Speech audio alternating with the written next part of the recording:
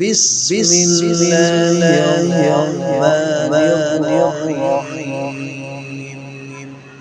يا أيها الناس إنا خلقناكم من ذكر وأنثى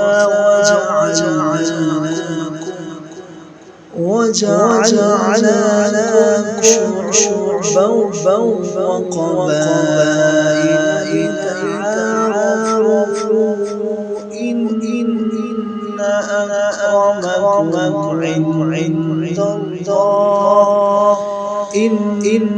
أكرمكم عند الله أتقاكم إن الله عليم خبير.